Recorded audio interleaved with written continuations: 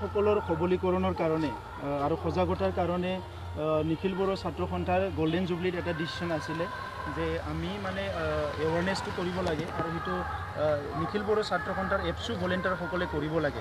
ইতিমধ্যে ওদালগুৰি জিলা, বাক্সা জিলা, বিভিন্ন জিলাত হৈ গ'ল, চিৰাং জিলা, এতিয়া কোকৰাঝাৰত আৰম্ভ হৈছে আজিৰ পৰা। আৰু ইয়াৰ উদ্দেশ্য হৈছে যে মহিলাসকলক, যদিও আমাৰ সমাজখন পুৰুষ প্ৰধান সমাজ নহয়, ডাইৰেক্টলি ইনডাইৰেক্টলি মহিলাসকলক অৱহেলা কৰা হয়। আজি আমাৰ BTCতে চাওক যে 40টা সমষ্টিত এজনো মহিলা MCLA নাই। চ' পলিচি মেকিঙত মহিলাসকল ডিপ্ৰাইভ।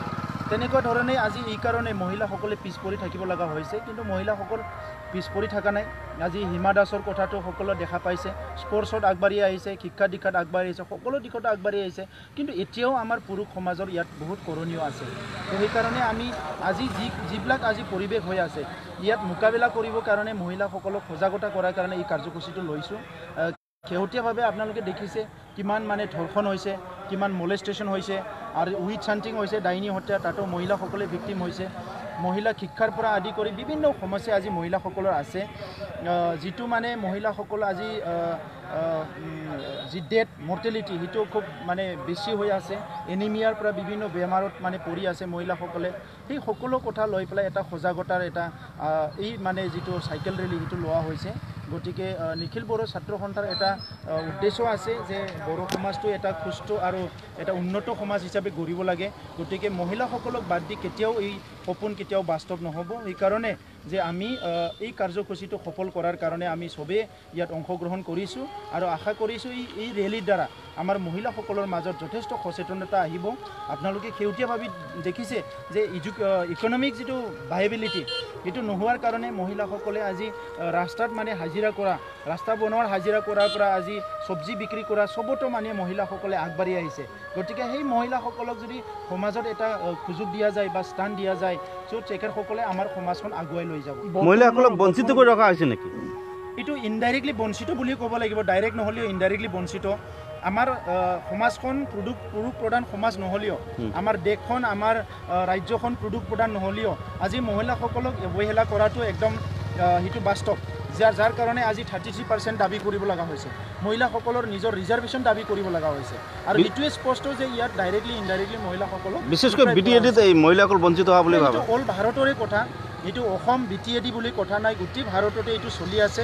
কিছুমান অঞ্চলত আজিলৈকে মহিলাসকলক ইভেন মানে শিক্ষাৰ পৰা বঞ্চিত কৰি ৰখা হৈছে।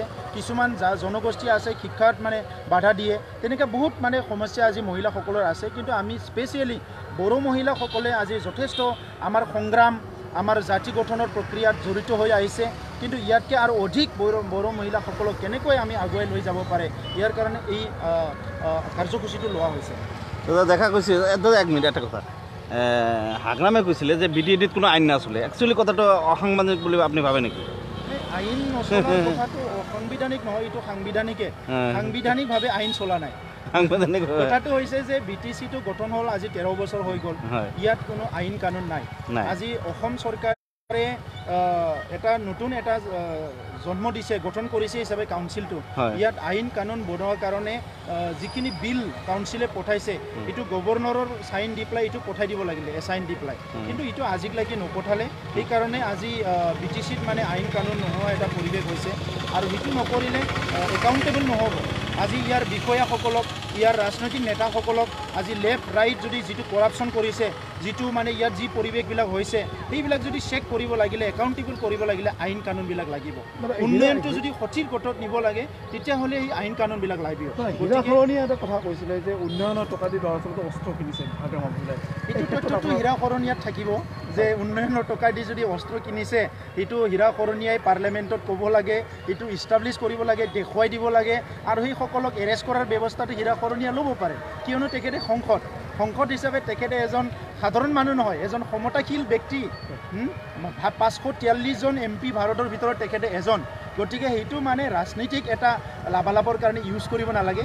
আজি তেখেতে এই দুটাই অস্ত্ৰ লৈছে, এটা হ'ল অস্ত্ৰৰ কথা কয়, আনটো হ'ল মই থকালৈকে বদলেন হ'ব নিদিওঁ MP, তাৰমানে তেখেতক চিৰদিন MP কৰি ৰাখিব লাগে, সেইটো তেখেতে কৈছে।